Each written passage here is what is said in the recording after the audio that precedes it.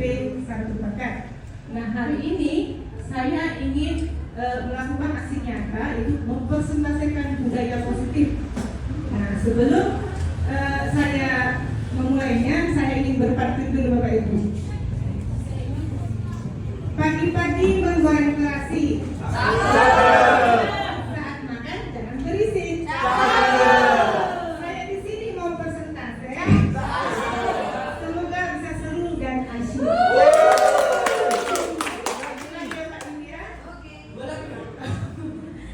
Air taji obat saraf. Agar tidur terasa nyenyak.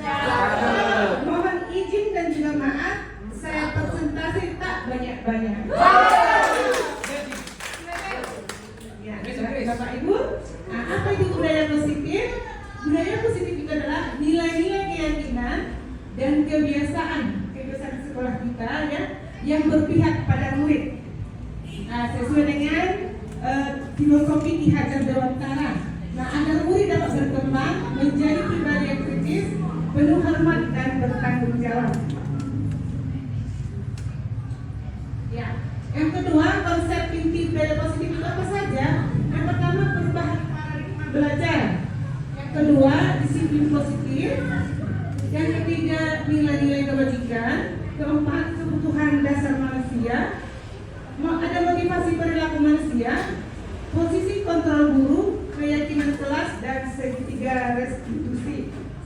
Nah, apa itu pembelajaran dengan paradigma baru? Itu pembelajaran dengan paradigma baru yang merupakan pembelajaran yang dirancang berdasarkan prinsip pembelajaran berdiferensiasi, sehingga peserta didik belajar sesuai kebutuhannya berdasarkan tahap perkembangan sesuai teori psikologi modern untuk mewujudkan profil pelajar Pancasila.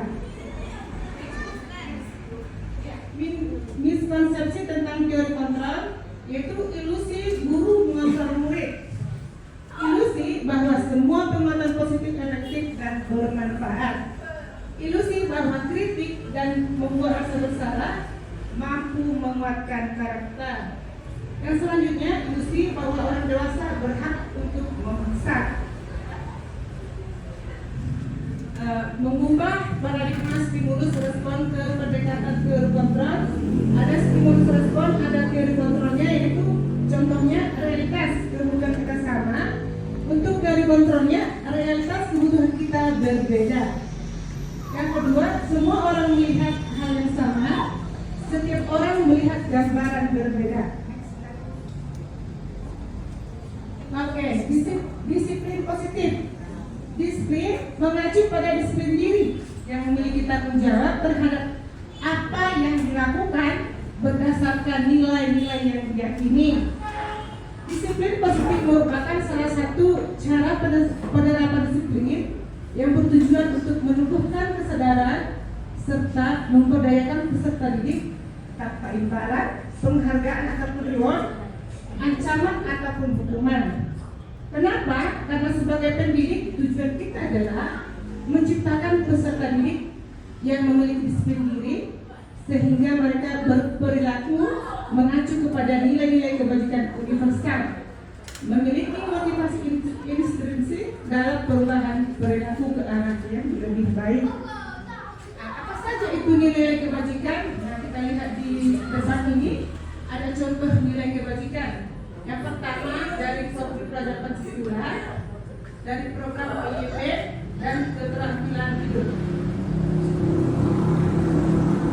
Ya, yang selanjutnya adalah materi kebutuhan dasar manusia. Kebutuhan dasar manusia adalah segala sesuatu yang kita lakukan untuk mendapatkan apa yang kita inginkan. Oke. Ada 5 kebutuhan dasar manusia. Yang pertama bertahan hidup, kasih sayang dan kasih terima. Yang ketiga penguasaan, keempat kebebasan dan kesenangan. Ya, motivasi perilaku manusia. Nah, di sini ada motivasi ekstrinsik dan motivasi intrinsik. Yang pertama, motivasi perilaku manusia itu untuk menghindari ketidaknyamanan hukuman. Itu dikatakan motivasi ekstrinsik. Dan yang kedua, untuk mendapatkan imbalan atau penghargaan dari orang lain.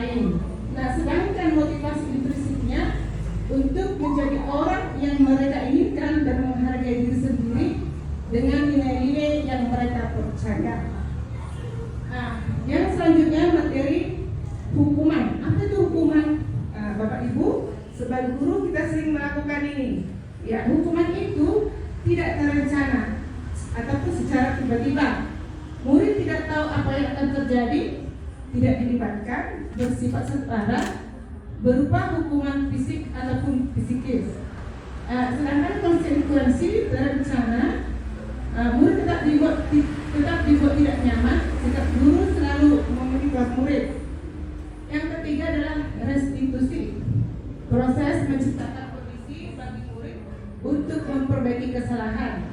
Yang kedua, proses kolaboratif yang mengajarkan murid untuk mencari solusi sendiri. Nah, di sini ada 5 posisi kontrol guru. Yang pertama, Bapak Ibu, adalah sebagai penghukum.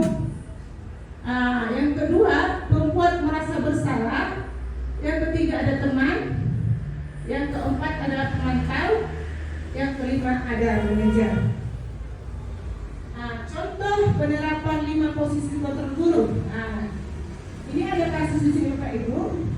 Siswa tidak memakai atribut lengkap saat upacara bendera. Nah, kalau kita sebagai posisi kontrol penghukum, maka kita akan menyuruh siswa hormat pada bendera selama 1 jam. Begitu ya Bapak Ibu ya. Nah, bagaimana guru memiliki kontrol posisi pembuat merasa bersalah? Apa kalimatnya? Berapa kali Ibu harus memberitahu kamu selalu saja mengecewakan Ibu. Nah, itu kalimat yang membuat siswa akan merasa bersalah. Ya, yang posisi kontrol sebagai teman. Ya, ini sering kita juga lakukan di sekolah. Kita berkenalan dengan murid dengan kalimat seperti ini. Ayo dong, ikuti aturan sekolah. Kalau Bapak ya, sudah tidak apa-apa. Sampai tertawa kita ya kan. Dan kali jangan seperti ini lagi ya. Nah, itu adalah posisi guru sebagai teman. Nah, yang keempat ada pemantau. Nah, ini posisi pemantau. Kamu sudah melanggar peraturan sekolah. Kamu tahu konsekuensinya. Setelah upacara, kamu beli atributnya ke koperasi dan jangan diulangi lagi. Jadi ada konsekuensi yang kita berikan kepada murid. Nah, yang kelima adalah posisi manajer. Nah, jadi di sini kita lihatkan apakah kamu tahu kesalahan kamu? Kira-kira kita menanyakan siswa, kira-kira kita menggali, ya. Kira-kira bagaimana kamu memperbaiki kesalahan kamu? Ini adalah posisi manajer. Jadi Bapak Ibu, dari 5 posisi kontrol guru ini, yang paling baik adalah posisi kontrol manajer ya. Nah, yang selanjutnya Bapak Ibu, di sini ada pertanyaan, posisi kontrol manakah aku? Kira-kira boleh ya? Kamu tidak akan pernah mendapatkan nilai jika tidak mengerjakan tugas. Apa Bu? Penghukum? Coba kasih bahasa sana. Posisi kontrol mana itu paling? Ayo, yang mana? Yang manajer. Yang pertama. Atau kalau nggak bisa, minimal membuat bahasa besar.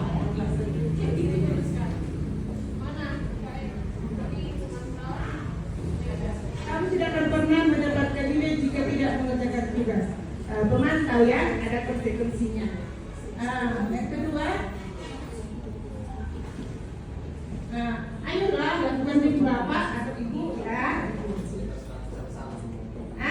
Proses kontrol teman ya, baik. Terima kasih Pak Ibu ya.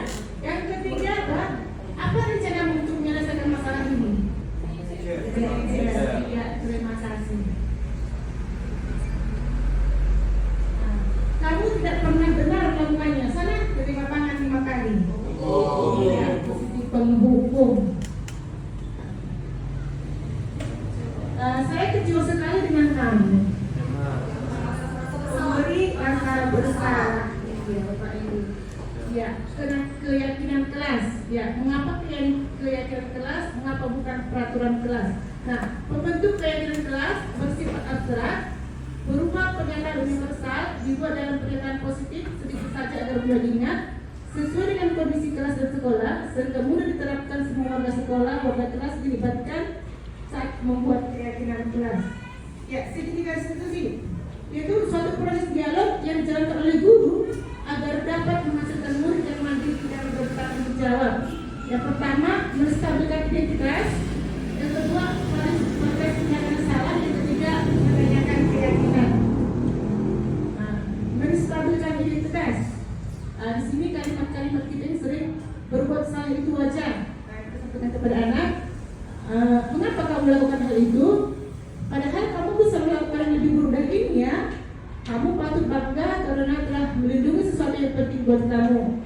Kamu melakukannya karena memperhatikan sesuatu yang penting bagi kamu. Karena itu, menanyakan keyakinan.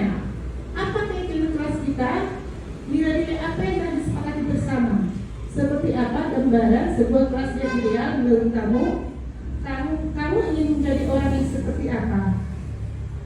Nah, ini contoh penerapan segitiga restitusi yang sudah saya lakukan di sekolah.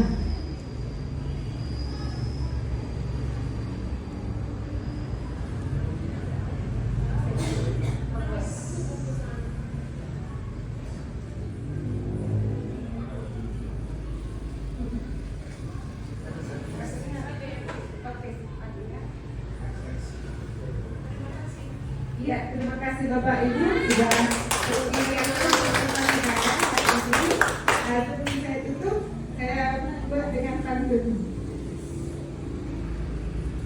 Hari Jumat memungut terang, Jumat mohon maaf jika ada yang kurang. Mungkin presentasi saya tak berkesan.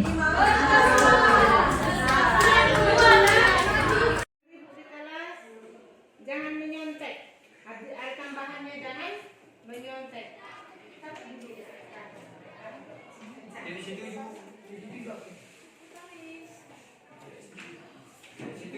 Jaga kebersihan, jangan ribut di kelas, jangan menyontek. Tidak boleh mengejek. Berarti sering di sini yang mengejek kalian ya.